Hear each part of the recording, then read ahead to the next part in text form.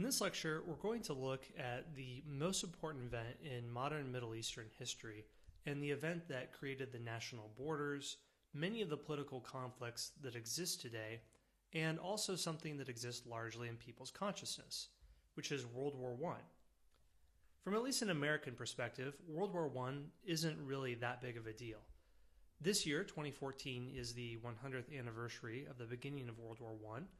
America's involvement didn't really come until after the war, and most students have difficulty explaining the causes of it.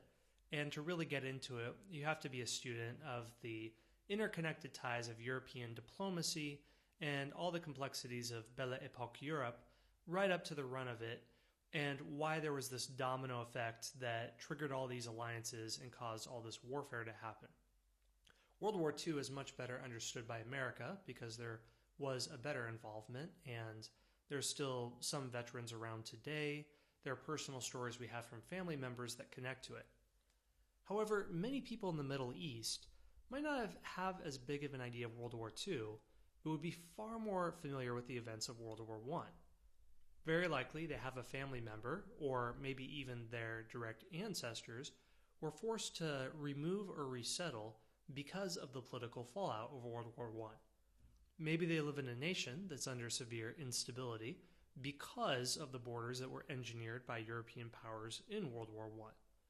The point being that World War I looms far larger in the consciousness of most Middle Easterners than World War II does, which is the opposite of most Americans, because of the events it triggered that created many of the conditions, some good, many bad, that most people experience today in the Middle East. We see that the Middle East was reformed into its modern condition by British and French officials after its political collapse in World War I. So you'll understand after this lesson how the modern Middle East was created and why many Middle Easterners still distrust Western nations to this day, and while there have been so much difficulty in the region. Let's look at an overview of this first.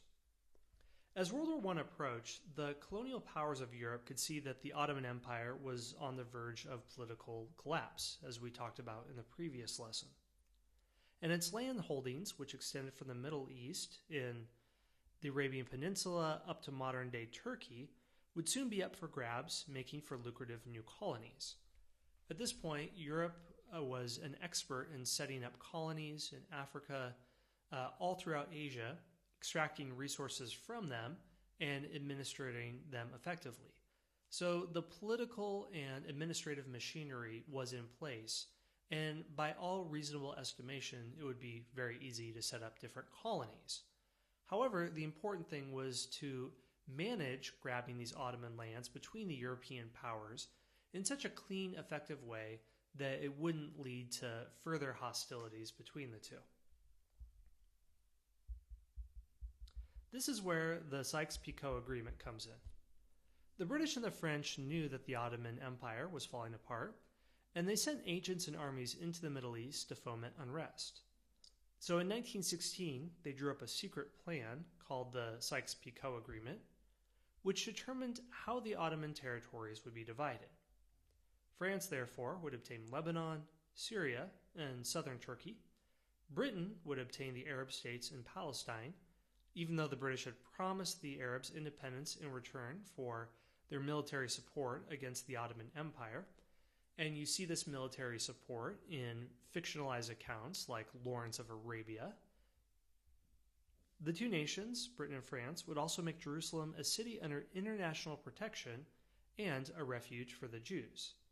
How Jewish people got there is something we'll cover in the next lecture, talking about the formation of Israel. Later, the League of Nations agreed to the establishment of a mandate system of British and French control. Following the Ottoman defeat in 1918 and its total collapse in 1923, this is exactly what happened. After the war, the borders of the Middle East emerged. They were sometimes arbitrarily drawn and not based on natural history, geographical features, or the opinions of the inhabitants.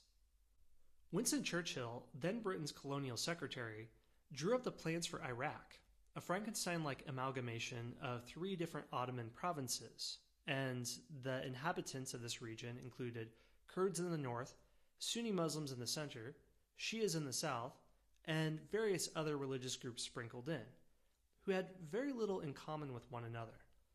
This is a point I want to stress where the decisions of Winston Churchill and other British administrators explain why there's so much tension in the Middle East today and why it seems that nations either fall into a theocratic regime, a brutal dictator, or something that isn't much better in anarchy. And the reason is this. Winston Churchill crafted the borders of Iraq not based on any common cultural heritage or ethnic heritage or anything like that you see in nations in Europe, but as a way to consolidate the lands where there was oil. So 3 groups that were administrated into different sections by the Ottoman government. They branched the Kurds in the north, different from the Sunnis in the middle of the state and Shiites of the south, because the Ottoman administrative system was based on areas with natural historical unification. Iraq, though, had nothing like that. It was 3 different groups thrown in together. This is how many other nations come about, where the borders are quite arbitrary and were really only crafted to suit the interests of the colonial administration. There's a legend, we don't know if it's true, that the reasons that Jordan's borders are so jagged and strange is because Winston Churchill hiccuped when he was drawing the map and because he had had a particularly booze-heavy lunch. So because of this, that's why the borders are all askew. We don't know if this is true or not, but it's a charming story.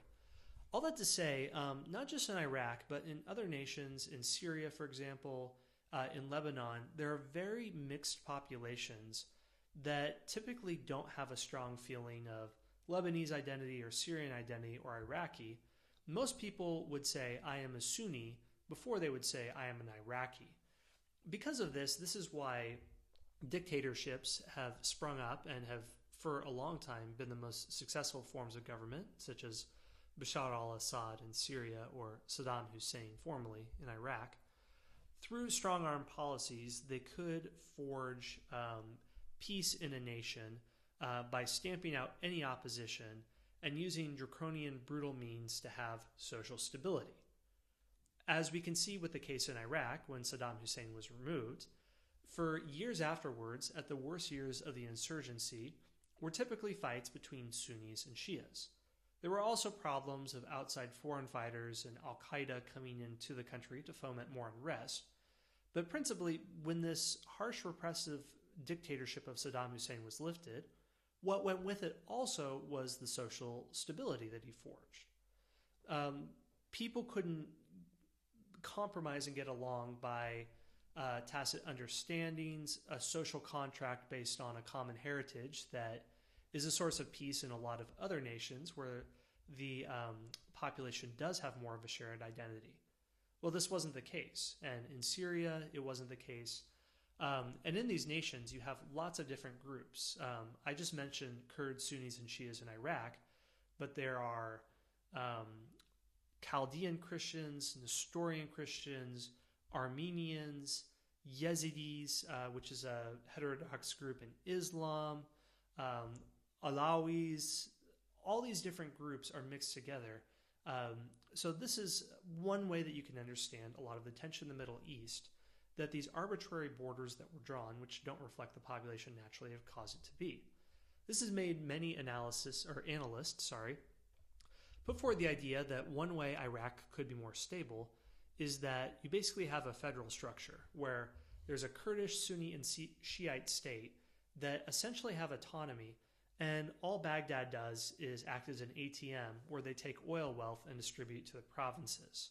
But they would argue that because peace and consensus can't be forged between these 3 different states, they would argue it's more effective to simply break it up, much as Yugoslavia was broken up into smaller nations in the Balkans, and that area is relatively stable today. So how does this matter now? Well, today the legacy of World War I is alive and well in the Middle East. Many citizens and politicians are suspicious that Western actions seek to exploit the land and natural resources. which is reasonable considering what happened in World War I. While some of these suspicions do fall into the realm of bizarre conspiracy theories, one that I saw at the outbreak of the Iraq War in 2003 was that America knew that an asteroid is coming to strike it in 20 and 30 years and wants to resettle its population there in order to avoid this catastrophe. There are some conspiracy theories like that, but they do have a historical precedent with these ideas. After all, it was European political actions during World War I that created an entity despised by many people in the Middle East also. That entity is the State of Israel, which is also a result of these political formulations and colonial administrative practices taking place at this time. So we're going to take a step back and go into the history of Israel in the next lecture. Thanks for listening.